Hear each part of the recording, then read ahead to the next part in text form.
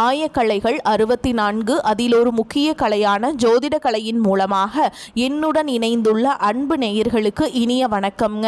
மகர ராசி நேயர்களுக்கு புதுசா அப்படி என்ன இருக்க போகுது, எப்பவும் போல வாழ்க்கை கீழேயே தான் போகுது அப்படின்னு கதரும் நேயர்களுக்கு ஒரு நல்ல செய்தி காத்திருக்குதுங்க. அந்த செய்தியை தெரிஞ்சுக்கிறதுக்கு முன்னாடி இந்த உலகை காக்கும் முருகப்பெருமானுடைய பாதம் தொட்டு வணங்கி வீடியோக்குள்ள போலாங்களா? என்னுடன் சேர்ந்து நீங்களும் இந்த மந்திரத்தை சொல்லிட்டே உங்களால் முடிஞ்சதுன்னா கமெண்ட் பாக்ஸில் ஒரு முறை கமெண்ட் பண்ணுங்க. ஓம் முருகா போற்றி, ஓம் முருகா போற்றி, ஓம் முருகா போற்றி. பழனி ஆண்டவா, செந்தூர் வேலவா, சீரும் போர் தளபதியே, சேவல் கொடி ராஜாவே, நீதான் ஐயா இந்த அப்பாவி மக்களை கஷ்டங்களிலிருந்து காப்பாற்றி காலம் முழுக்க கூடவே இருக்கணும். இவங்களுக்காக நான் தினமும் உங்ககிட்ட வேண்டிக்கிறேன்.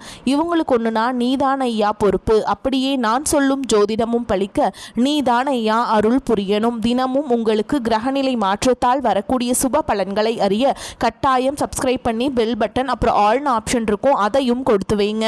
ஒவ்வொரு பதிவும் உங்களைய வெற்றியடைய வைக்க வேண்டும் அப்படிங்கிற எண்ணத்தில் தாங்க போட்டுட்ருக்கோம். இன்னைக்கு நம்ம பார்க்க போகிற இந்த ராசி மண்டலத்தின் 10வது ராசி, அதாவது கர்ம வினை ராசி என்று அழைக்கப்படக்கூடிய மகர ராசி.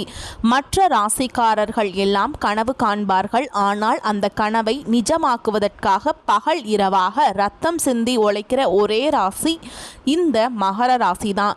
இன்னைக்கு நம்ம பார்க்க போகிறது வெறும் ராசி பலன் கிடையாது. இது மகர ராசிக்காரர்களோட வாழ்க்கையை புரட்டி போட போற வீர காவியம். இந்த வீடியோ மகர ராசிக்காரர்களோட வாழ்க்கையை அக்கு வேரா ஆணி வேரா அலச போற ஒரு மகா காவியம். இந்த வீடியோவில் நம்ம என்னென்னவெல்லாம் பார்க்க போறோம் தெரியுமா?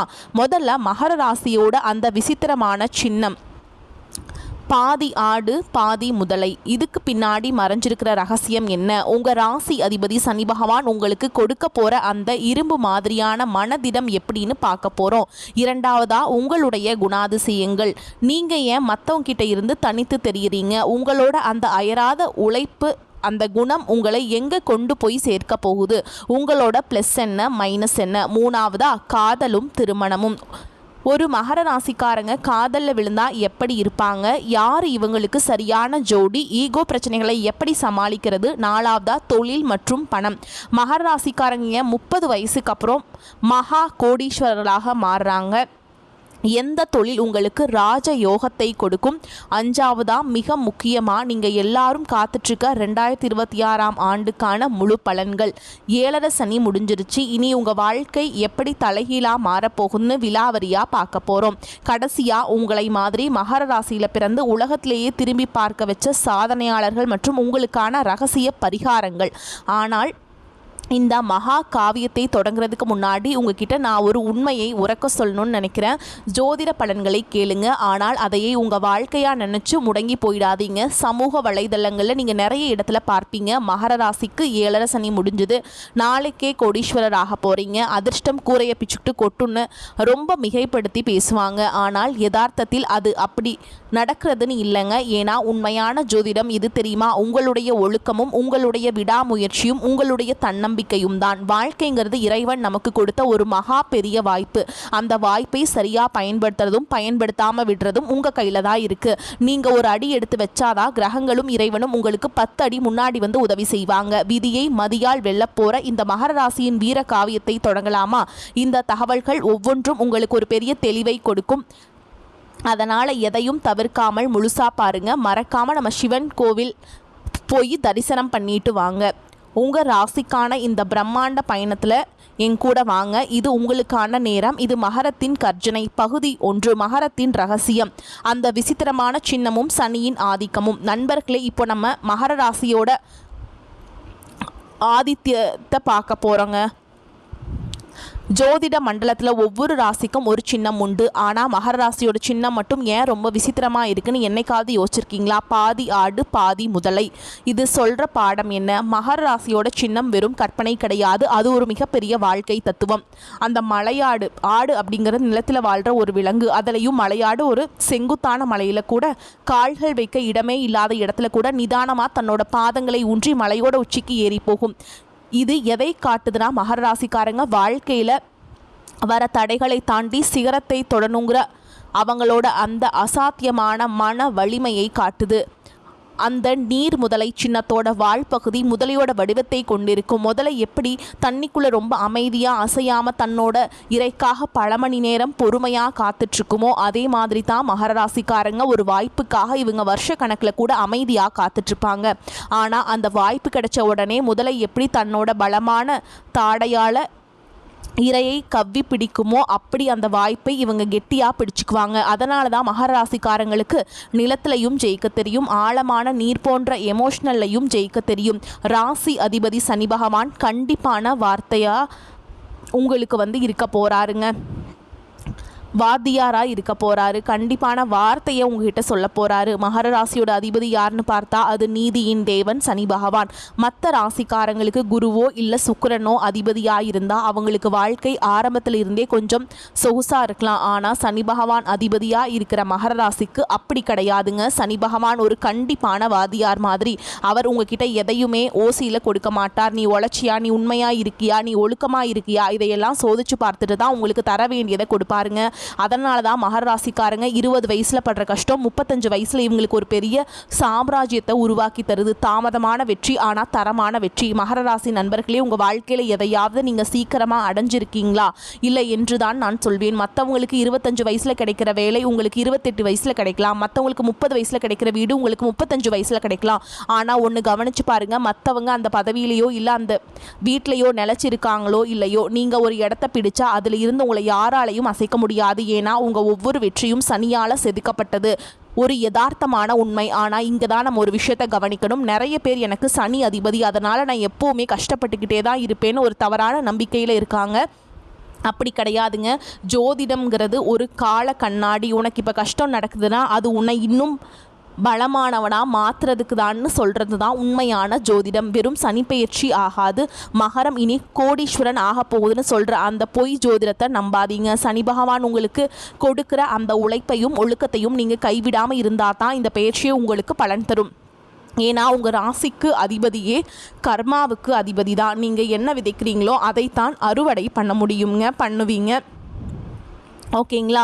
சிம்ம ராசிக்காரங்களுக்கு ஒரு ராஜ கம்பீரம் இருக்குன்னா உங்களுக்கு அந்த ராஜாவை வழிநடத்தக்கூடிய ஒரு நிர்வாக திறமை இருக்குது. அந்த திறமை எப்போ வரும் தெரியுமா? நீங்கள் விழுந்து எழும்போது தான் வரும். விழுறது தப்பில்லை, விழுந்த இடத்துலையே முடங்கி கிடக்கிறது தான் தப்பு. மகர ராசி நண்பர்களே, இந்த நேர பகுதியோட சுருக்கம் என்னன்னா, நீங்கள் ஒரு சிகரத்தை நோக்கி போயிட்டுருக்க ஒரு மலையாடு. அந்த சிகரத்தை தொட போகிறது உறுதி. ஆனால் அந்த பயணத்தில் வர கல்லும் முள்ளும் உங்களை பக்குவப்படுத்துவதற்காகத்தான். விடாமுயற்சியோடு இருங்க, வெற்றி உங்கள் காலடியில் வரும். பகுதி 2, மகரத்தின் குணாதிசயங்கள். கல்லுக்குள் ஈரம் மற்றும் இரும்பு போன்ற வைராக்கியம். நண்பர்களே, இப்போ நம்ம மகர ராசிக்காரங்களோட குணாதிசயங்களை பற்றி அக்கு வேறா ஆணி வேறா அலாச போகிறோம். மற்ற ராசிக்காரங்களுக்கு மகர ராசிக்காரங்களை பார்த்தா ஒரு பெரிய ஒரு இதுவாக இருக்கும். ஏன்னா இவங்க அவ்வளவு சீக்கிரம் யாருடைய கண்ணுக்கும் புரிய மாட்டாங்க. முதல்ல அந்த மர்மமான புன்னகை மகர ராசிக்காரங்கிட்ட இருக்கிற முதல் குணம். இவங்க மனசில் என்ன நினைக்கிறாங்கன்னு யாராலையும் அவ்வளோ சீக்கிரம் கண்டுபிடிச்சிட முடியாதுங்க. ஒரு பக்கம் சந்தோஷமாக இருந்தாலும் சரி, இன்னொரு பக்கம் சோகமாக இருந்தாலும் சரி, இவங்க முகம் ஒரே மாதிரி தான் இருக்கும். இவங்களை நிறைய பேர் உம்னா மூஞ்சி அல்லது ரொம்ப இறுக்கமானவங்கன்னு கூட சொல்லுவாங்க. ஆனால் உண்மை என்ன தெரியுமா? இவங்க தேவையில்லாத இடத்துல தன்னோட உணர்ச்சிகளை கொட்டி நேரத்தை வீணடிக்க விரும்ப மாட்டாங்க. இவங்க ஒரு செயல் வீரர்கள். வார்த்தைகளை விட செயல்கள் தான் அதிகம் பேசணும்னு நினைப்பாங்க. ரெண்டாவது, உழைப்பே உதாசனப்படுத்த மாட்டாங்க. அப்பேற்பட்ட குணம். ஓகேங்களா? ஜோதிடத்தில் மகர ராசியை உழைப்பாளி ராசி என்று தான் சொல்வோம். ஒரு வேலையை இவங்க கையில் எடுத்தால் அது முடிகிற வரைக்கும் இவங்களுக்கு தூக்கமே வராதுங்க. பசி எடுக்காது. விடுமுறை அப்படிங்கிற வார்த்தை இவங்க அகராதியிலேயே இருக்காது. மற்றவங்க எல்லாம் வார கடைசியில் சினிமா ஹோட்டல்னு சுற்றும்போது இவங்க மகராசிக்காரங்க தன்னோட அடுத்த கட்ட லட்சியத்தை பற்றி பிளான் பண்ணிக்கிட்டே இருப்பாங்க. இதனாலேயே இவங்க குடும்பத்தில் சில நேரத்தில் நீங்கள் எப்போவுமே வேலைன்னு இருக்கீங்க, எங்களுக்காக நேரம் ஒதுக்க மாட்டேங்கிறீங்க அப்படின்னு புகார் அதிகமாக வரும். மூன்றாவது, அந்த அசாத்தியமான பொறுமை. மகராசிக்காரங்கிட்ட இருந்து மற்ற ராசிக்காரங்க கற்றுக்க வேண்டிய ஒரு விஷயம் அவங்களோட பொறுமை. இவங்க எதையும் அவசரப்பட்டு செய்ய மாட்டாங்க. நிதானமாக போய் சிகரத்தை தொடலான்னு நினைப்பாங்க. ஒரு செடியை நட்டால் அது உடனே காய்க்கணும்னு நினைக்க மாட்டாங்க. அது வளர்கிற வரைக்கும் தண்ணி ஊற்றி பொறுமையாக காத்திருப்பாங்க. இந்த ஒரு குணம் தான் இவங்களை வாழ்க்கையில் பெரிய இடத்துக்கு கொண்டு போகுது. 4, எதிர்மறை குணம். அந்த அதீத கவலை. இவ்வளவு நல்ல குணங்கள் இருந்தாலும் மகர ராசிக்காரங்கிட்ட இருக்கிற ஒரு பெரிய மைனஸ் பாயிண்ட்னா இவங்க எதையும் எதிர்மறையாக யோசிப்பாங்க. ஒரு விஷயம் நல்லா போயிட்டு இருக்கும் போது இதில் ஏதாச்சும் தப்பு நடந்துருமோன்னு பயப்படுவாங்க. ஒரு சின்ன பிரச்சனை வந்தால் கூட அதை ரொம்ப பெருசு பண்ணி மனசுக்குள்ளே போட்டு ஒரு மாதிரி உலட்டிக்கிட்டே இருப்பாங்க. இந்த தேவையில்லாத கவலை தான் இவங்களோட ஆரோக்கியத்தை பாதிக்கும். அந்த முதிர்ச்சியான பேச்சு மகராசியில் பிறந்தவங்க சின்ன வயசுலேயே ரொம்ப பெரியவங்க மாதிரி பேசுவாங்க. இவங்க கிட்ட இருக்கிற முதிர்ச்சி, மெச்சூரிட்டி மற்ற யார்கிட்டையும் இருக்காது. இவங்க ஒரு பிரச்சனைக்கு கொடுக்குற தீர்வு ரொம்ப யதார்த்தமாக இருக்கும். கற்பனை உலகத்தில் வாழாமல் தரையில் நின்று பேசுகிறதுனால இவங்களோட ஆலோசனைக்கு எப்போவுமே ஒரு மதிப்பு உண்டு. யதார்த்தமான ஒரு அறிவுரை. ஆனால் என்னன்னா நண்பர்களே, இங்கே தான் நம்ம ஒரு விஷயத்தை புரிஞ்சுக்கணும். ஜோதிடத்தில் மகராசிக்கு இதெல்லாம் குணம்னு சொன்னாலும் எனக்கு ஜோதிடத்தில் இப்படி தான் சொல்லியிருக்கு, அதனால் நான் இப்படி தான் இருப்பேன்னு நீங்கள் உங்களை ஒரு கூட்டுக்குள்ளே அடைச்சி நிறைய ஜோதிடர்கள் சொல்லுவாங்க மகராசிக்காரங்களுக்கு எப்பவும் கஷ்டம்தான், அவங்க ஒரு இயந்திரம் மாதிரி வேலை செய்யணும்னு. இது ரொம்ப தப்புங்க. நீங்கள் ஒரு மனுஷன், உங்களுக்கும் உணர்ச்சிகள் உண்டு. வேலையை தாண்டி உங்கள் குடும்பத்துக்காகவும் உங்களுக்காகவும் நேரம் ஒதுக்கிறது தான் உண்மையான வெற்றி. தன்னம்பிக்கை தான் உங்களுடைய ஆயுதம். உங்கள் ராசி அதிபதி சனி பகவான் உங்களுக்கு கஷ்டத்தை கொடுக்கறதே உங்களை ஒரு இரும்பு மனுஷனாக மாற்றுறதுக்கு தான். ஆனால் அந்த இரும்புக்குள்ளேயும் ஒரு ஈரமான இதயம் இருக்குங்கிறத உங்கள் அன்பானவங்க கிட்ட காட்டுங்க. எதிர்மறையாக யோசிக்கிறத விட்டுட்டு என்னால் முடியுங்கிற அந்த தன்னம்பிக்கையை வளர்த்துக்கோங்க. ஜோதிடம் உங்களை ஒரு இடத்துல முடக்கி போடல, மாறாக உங்ககிட்ட இவ்வளவு பலம் இருக்குது, இதை சரியாக பயன்படுத்துன்னு சொல்லுது. மற்றவங்க உங்களை என்ன வேணாலும் சொல்லிட்டு போகட்டும், ஆனால் நீங்கள் உங்களுடைய கோலில் தெளிவாக இருங்க. விழுந்தா அழுதுட்டு இருக்காதீங்க. மகராசிக்கு தோக்குறது பிடிக்கும். ஏன்னா ஒவ்வொரு தோல்வியிலும் ஒரு புதிய பாடத்தை, பெரிய பாடத்தை கற்றுக்குவீங்க. அந்த பாடம் தான் உங்களை 2026 ஒரு மாபெரும் வெற்றியாளராக மாற்ற போகுது. மகராசி நண்பர்களே, நீங்கள் சாதாரணமானவங்க அல்ல.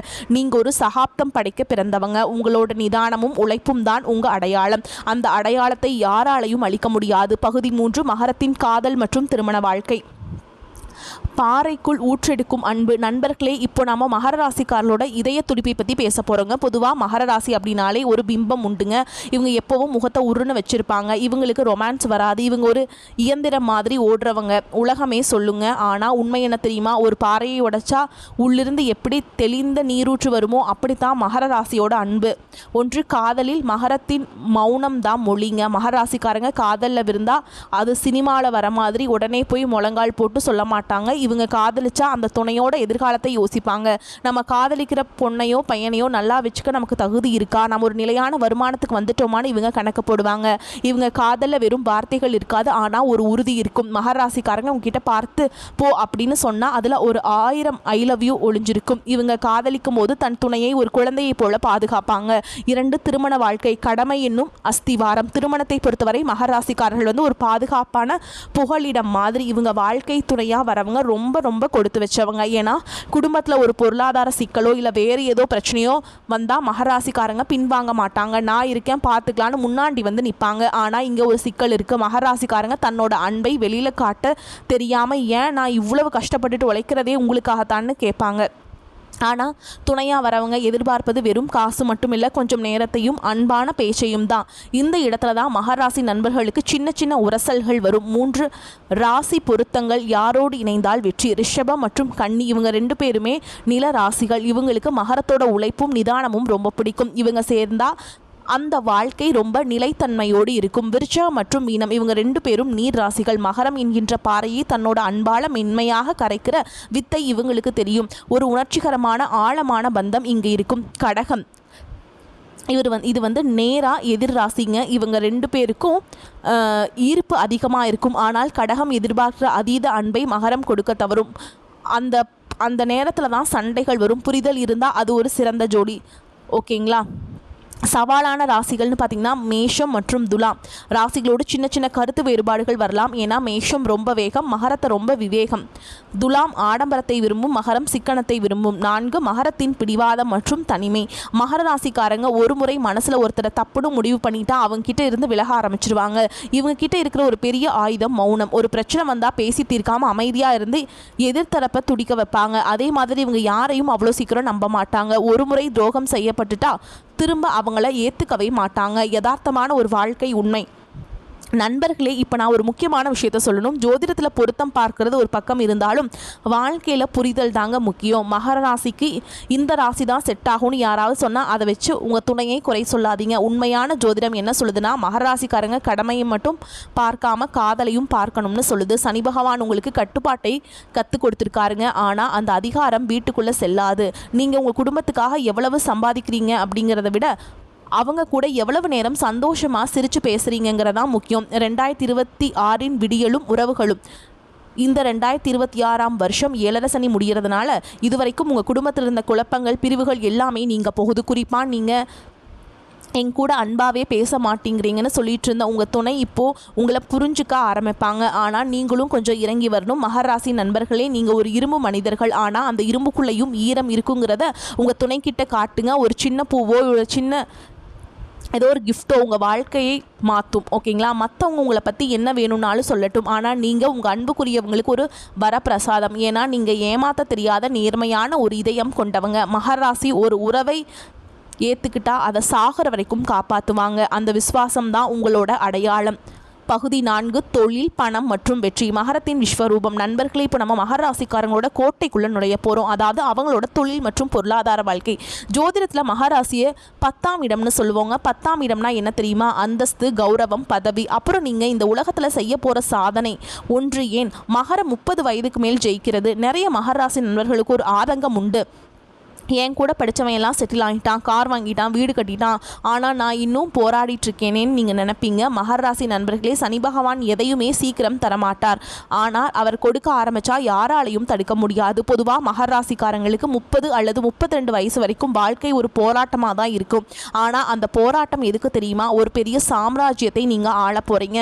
அதுக்கு தேவையான பக்குவத்தையும் அனுபவத்தையும் சனி பகவான் உங்களுக்கு கற்றுக் கொடுக்குறார். 35 வயசுக்கு அப்புறம் நீங்கள் எடுக்கிற வேகம் இருக்குது. அது உங்களை வேறு லெவலுக்கு கொண்டு போகும். இரண்டாவது, எந்த தொழில் உங்களுக்கு ராஜயோகத்தை தரும்?